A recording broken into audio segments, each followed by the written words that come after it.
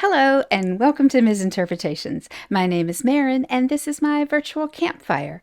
And today, we're having story time.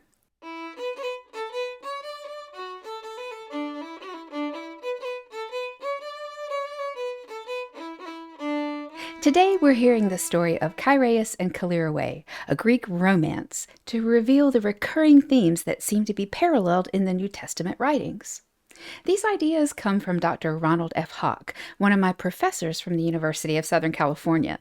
I'll leave some links to his work in the description. There are 5 complete Greek novels from the mid-1st century CE through the late 4th century CE, and a number of fragments of stories from this time period as well. Chaereas and Callirhoe, probably the first complete work of Greek prose fiction, was written by Chaereton. The translator, B.P. Reardon, calls this story the first European novel. This Greek romance was probably written in the mid-1st century CE. So if we say that's anywhere from 40 to 60 CE, it could have been written before the letters of Paul, and probably was written before the Gospels in the New Testament. The story starts with Callirhoe. She is the daughter of a general from Syracuse, Sicily.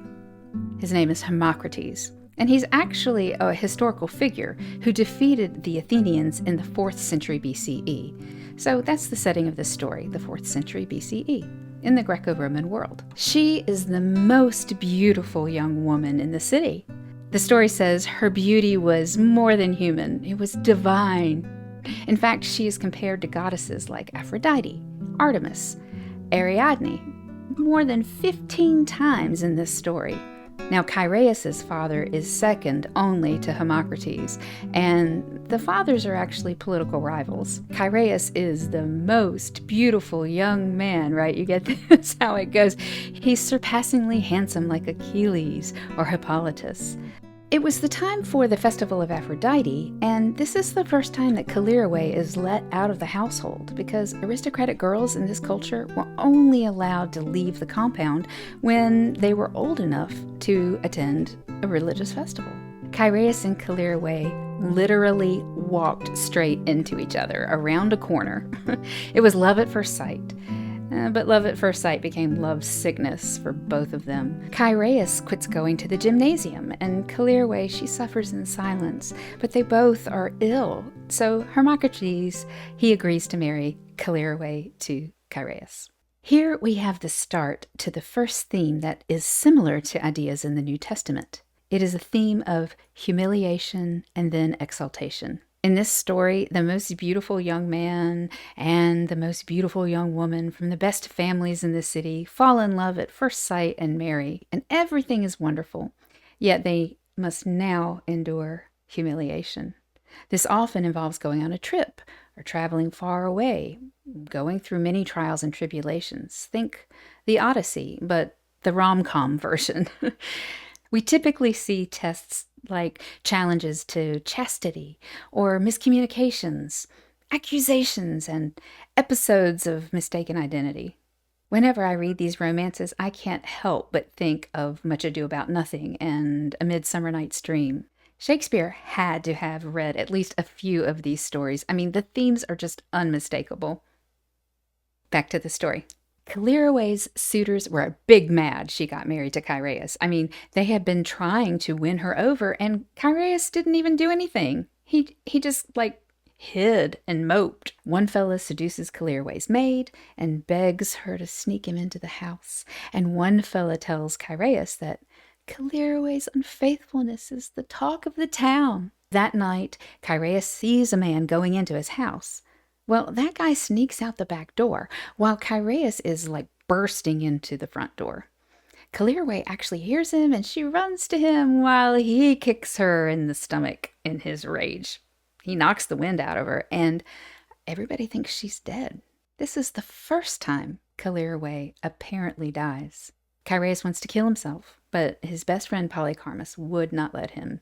Chaereas has the maids tortured, and they tell the truth about the maid's suitor. And he is just sent into a tailspin.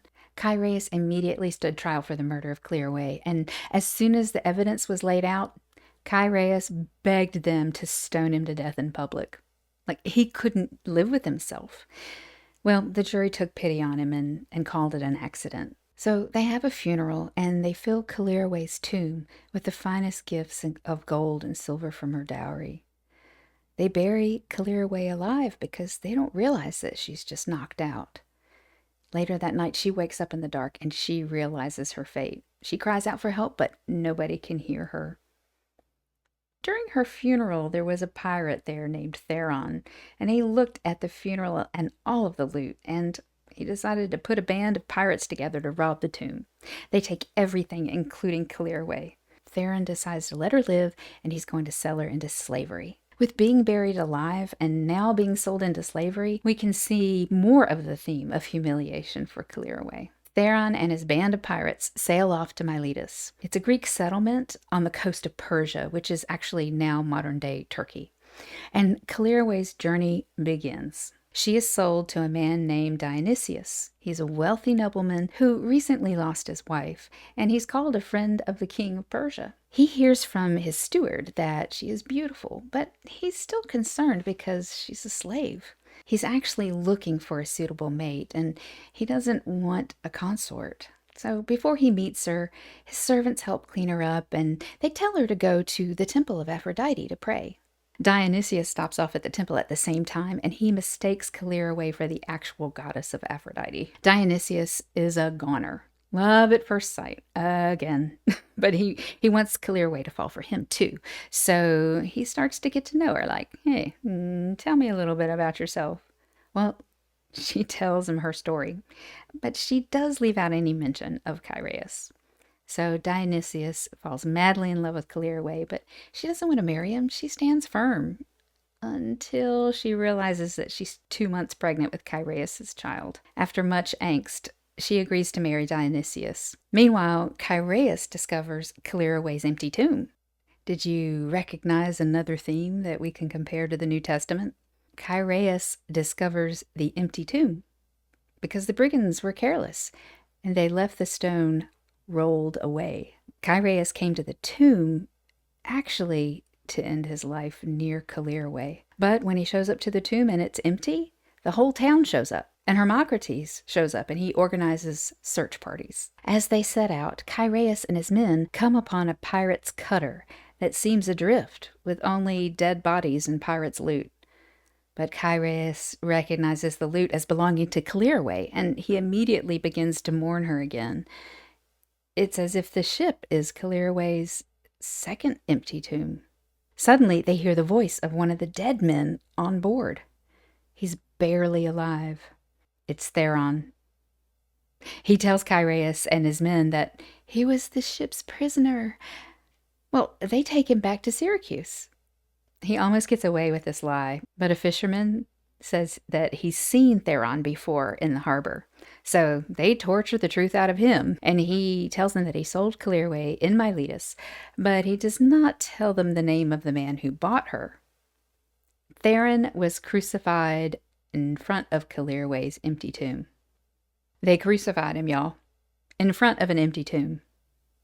When Chaereas sails again and lands at Miletus, he and Polycarmus happen upon the temple of Aphrodite. There he sees a golden image of Callirhoe that Dionysius had commissioned to add to the temple. Well, Chaereas faints. The temple attendant brings him water and tells him that the golden statue is actually the wife of Dionysius, the leading man of Ionia. They don't say anything because they don't want Dionysius to know that they're there and come attack them. Meanwhile, back at the ship, Dionysius' steward sees the warship and he's like, I wonder what's going on here. So he casually asks, hey, what you doing? Well, someone actually tells him that they're there to find Callirhoe. Why? The steward of Dionysius, he convinces the local army that this ship is about to attack. So the Persian army attacks first and takes the ship, taking all of the men they find alive prisoner.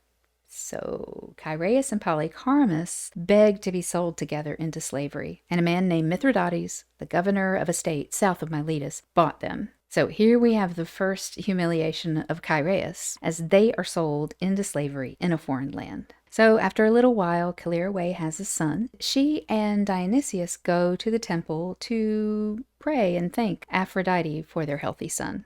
In her prayer, Callirhoe actually says, "I have died and come to life again," referring to her apparent death and resurrection of being stolen from her tomb. The attendant comes over and asks Callirhoe why she's crying, saying, "You have such good fortune. Why, foreigners were actually worshiping you as a goddess now. I mean, the other day, two handsome young men sailed by here, and one of them almost fainted when he saw your image." It gave Callirhoe hope that it may have been Chaereas. She actually tells Dionysius the story because she hopes his jealousy will spur him to find out the real story. See? That jealousy, folks. I mean, I'm telling you. But Dionysius doesn't suspect Chaereas. I'm not exactly sure why. Instead, he thinks that someone must be after Callirhoe, and he can't have that. So Dionysius finds out from his steward that Chaereas came to Miletus to find Callirhoe, and Dionysius faints. The fainting!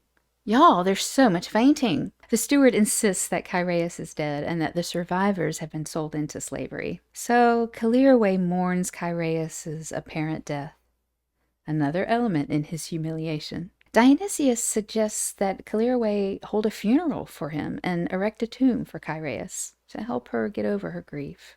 He tells her, "For even if the poor man's body cannot be found, it is an old Greek custom to offer the honor of a tomb, even to those who are lost." Empty tombs are an old Greek custom.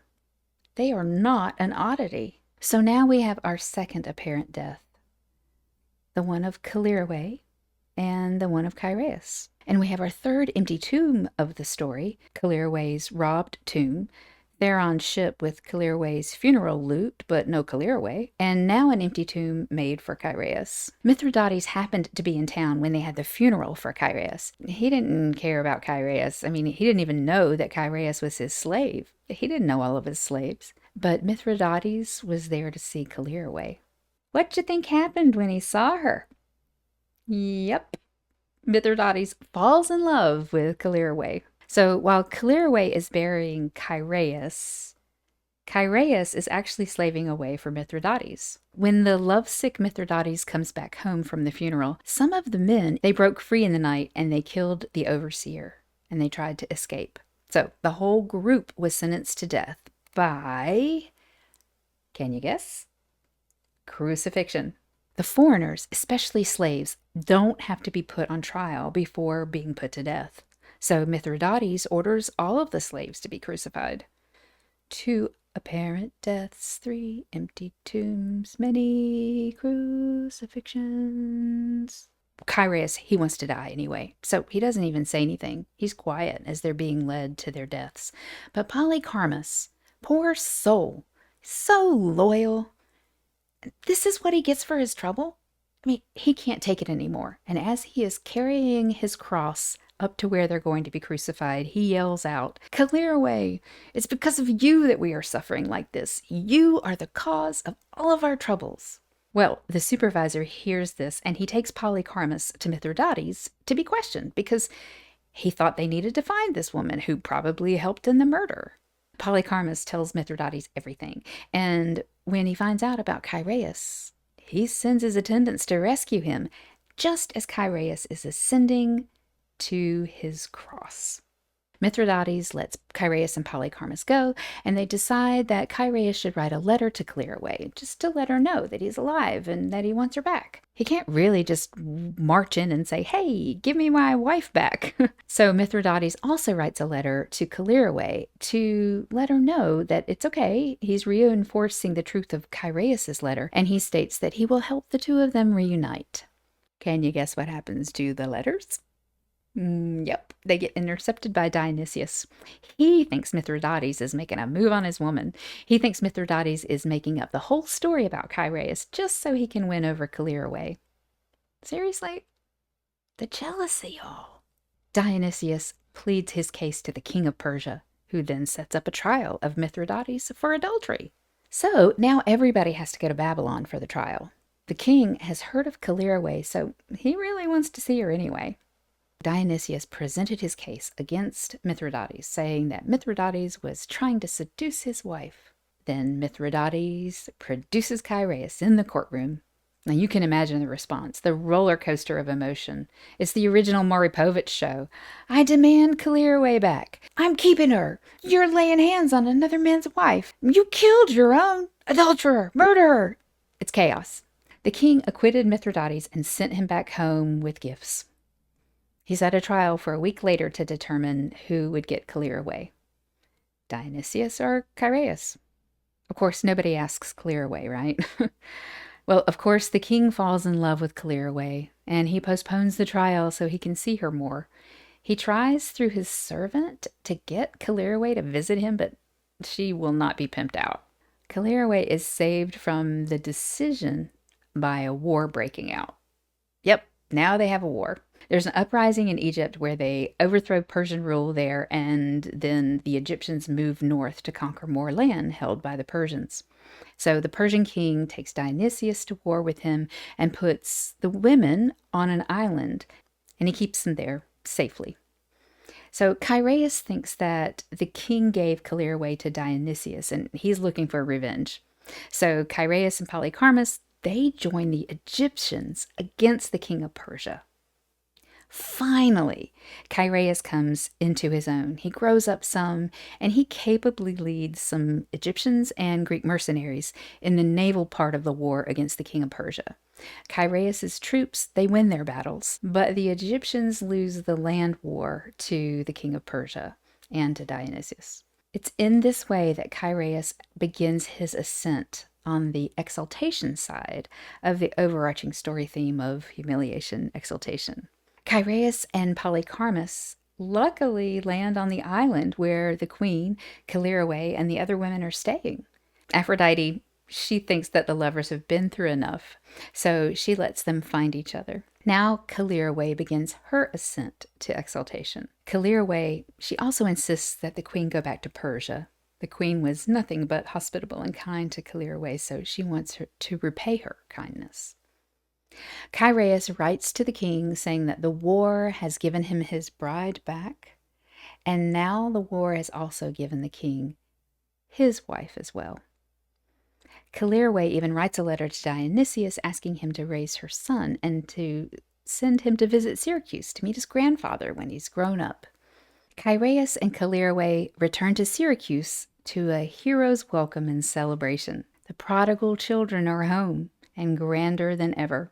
The exaltation is complete. Their parents and all of the Syracusans thought that Chaereas and Callirhoe were dead, but now they're alive. They thought they were lost, but now they are found. And that is Keratin's tale of Chaereas and Callirhoe. Just as we in the United States recognize the story of rags to riches, the humble, rejected, yet specially skilled pauper that rises from their situation to win the war, get the girl, run the business. We know who the heroes are in this Greek story because of their arc of humiliation and exaltation. Starting out as the most beautiful people and most skilled in the city, they're the most important.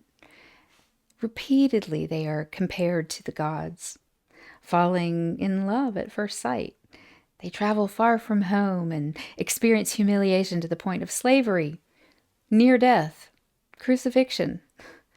They both apparently die more than once, have empty tombs, and go through great suffering and tests of chastity, wisdom, kindness, and leadership before they reunite and return home to a hero's welcome. This first European novel echoes the trials and tribulations and character development arc of the Greek tragedies and epics, adding the elements of romance and happy endings. We don't always recognize the theme of apparent death and subsequent resurrection in modern Western stories, but these story elements, they grip us almost like no others. Think of the bad guys who know that Steven Seagal's character in whatever movie he happens to be in, they know he must be dead. But his character just emerges from this ball of fire to defeat these stunned bad guys. Anybody seen a Rambo movie? Do you watch Die Hard every Christmas? How many times does Bruce Willis apparently die? Doctor Who dies and resurrects almost every season. Who doesn't love when the nerd survives social humiliation and social death to emerge the victor? What about Aslan in the Chronicles of Narnia? Gandalf in The Lord of the Rings? And yes, Harry Potter. We think this theme of apparent death and resurrection in Western stories echoes the story of Jesus, who his followers claim actually died and was resurrected. But stories of death or apparent death and resurrection predate Jesus. From dying and rising gods like Dionysus or Aune to characters like Odysseus or Chaereas and Callirhoe, who are apparently dead to other characters in the story and are seen alive again. These characters predate writings about Jesus. As the hero of Christianity, Jesus experiences humiliation and exaltation. This is recounted in the hymn in Philippians 2, 6 through 11. Who, though he existed in the form of God, did not regard equality with God as something to be grasped, but emptied himself, taking the form of a slave, assuming human likeness, and being found in appearance as a human, he humbled himself and became obedient to the point of death, even death on a cross.